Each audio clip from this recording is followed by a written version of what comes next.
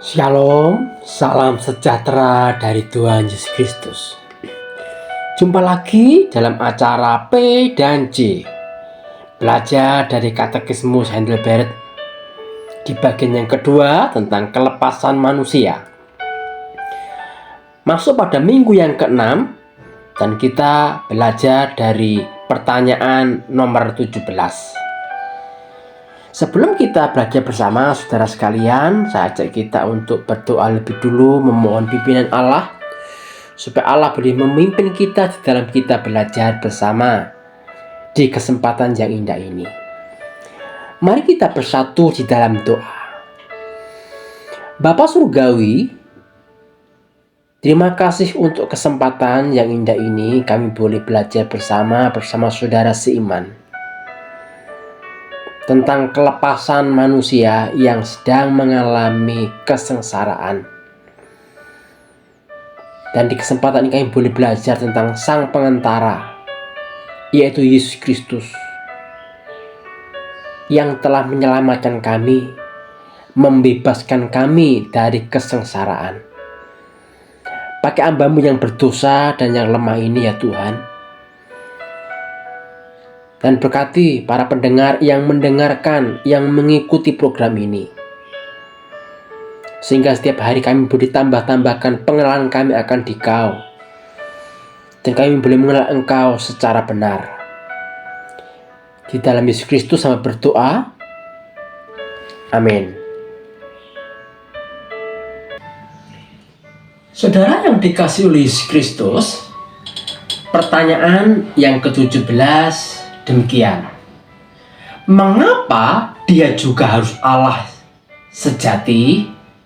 Jawabannya, supaya dengan kuasa kealahannya dia dapat menanggung beban murka Allah atas kemanusiaannya, memperoleh kebenaran dan kehidupan bagi kita, dan mengembalikannya kepada kita. Saudara yang dikasihi Yesus Kristus, dalam pertanyaan yang ke-16 berbicara tentang mengapa harus menjadi manusia yang sejati. Dan dilanjutkan pada pertanyaan yang ke-17, mengapa dia juga harus Allah yang sejati untuk membebaskan manusia yang berdosa itu. Saudara, dalam pertanyaan 16 kita melihat bahwa Yesus Kristus sebagai manusia yang sejati dan benar dapat melunasi hutang dosa manusia. Ya. Sebagai manusia yang sejati dan benar, dia harus mati untuk menanggung dosa manusia. Jadi kita lihat di dalam pertanyaan yang ke-16 bahwa Allah sendiri telah mengezum dirinya,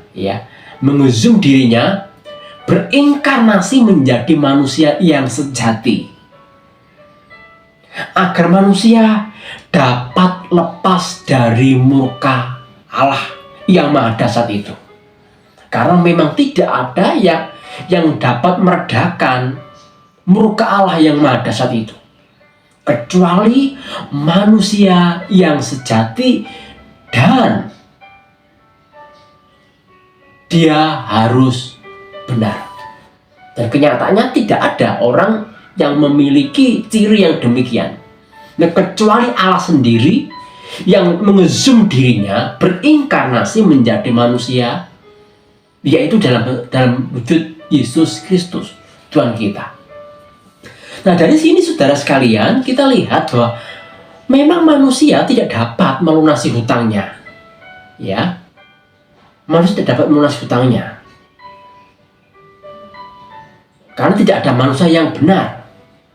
Dan Yesus Kristus sebagai manusia yang benar, satu-satunya manusia yang benar, ya, yang dapat melunasi hutangnya. Tapi tidak cukup kalau hanya manusia saja untuk meredakan murka Allah itu. Tidak cukup.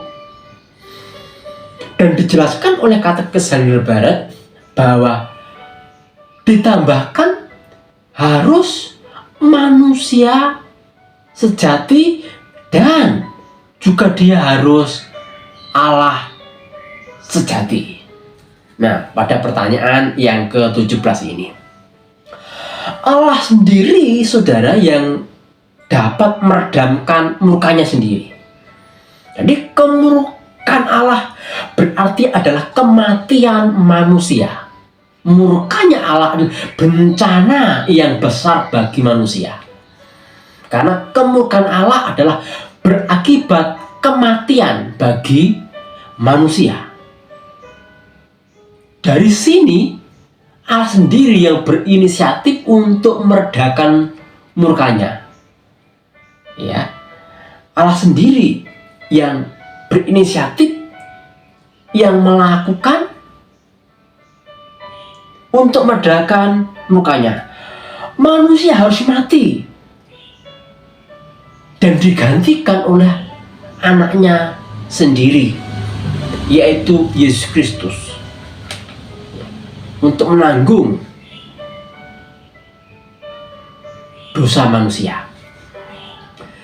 Jadi saudara, kalau kita boleh pinjam istilah Martin Luther, ini bahwa ada pertukaran kebahagiaan, ya, ada pertukaran kebahagiaan. Allah yang bahagia di dalam Yesus Kristus yang bahagia, yang seharusnya tidak dihukum, tetapi ditukar oleh manusia, ya, yang seharusnya harus mati, menerima hukuman yang setimpal akibat dosa yang diperbuatnya, digantikan oleh anaknya Yesus Kristus yang juga manusia sejati dan juga Allah yang sejati. Jadi ada pertukaran kebahagiaan. Nah, sudah saya ajak kita untuk membaca salah satu firman Tuhan di dalam 1 Yohanes pasal yang keempat ayat yang ke-9. Saya akan bacakan untuk saudara semua. Dalam hal inilah kasih Allah dinyatakan di tengah-tengah kita, yaitu bahwa Allah telah mengutus anaknya yang tunggal ke dalam dunia supaya kita hidup olehnya. Nah, ini yang dimaksud pertukaran kebahagiaan. Dan ini dilakukan oleh Allah sendiri, saudara. Ini sebenarnya suatu kebahagiaan yang sangat luar biasa sebenarnya, saudara. Kebahagiaan yang tiada taranya. Karena kebahagiaan ini bukan hanya sekedar kita menikmati kelimpahan berkat, tapi menikmati Allah, ya, yang telah menjelma menjadi manusia, menebus dosa manusia, menggantikan hukuman kita, sehingga kita tidak atau luput dari murka Allah. Ini itu kebahagiaan yang sejati sebenarnya, saudara. Namun banyak orang yang tidak sadar untuk hal ini. Orang masih sering mengejar kebahagiaan yang semu yang ditawarkan oleh dunia, ya, kebahagiaan yang semu yang ditawarkan dunia, dan sebenarnya itu adalah bukan kebahagiaan, karena kebahagiaan itu hanya sementara. Namun kebahagiaan yang diberikan Allah di dalam Yesus Kristus, yang seharusnya kita yang menerima hukuman, menerima murka Allah, diredamkan oleh Yesus Kristus, anaknya yang tunggal, ya, untuk meredam murka Allah, untuk membebaskan kita dari penderitaan, dari kesengsaraan yang terus-menerus kita alami. Dan ini harus kita syukuri, saudara.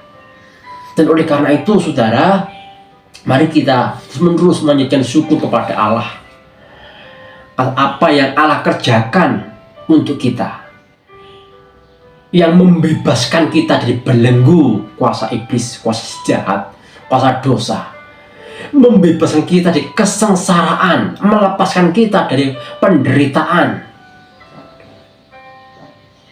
dan itu ditimpakan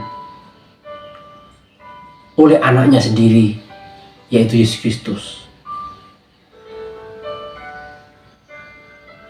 Biarlah kebenaran ini boleh menolong kita untuk memahami kebenaran ini dengan baik. Doa dan harapan kita, saya, adalah kita terus-menerus bertumbuh di dalam anugerahnya, semakin mengenal Tuhan dengan benar. Tuhan memberkati kita semua. Shalom.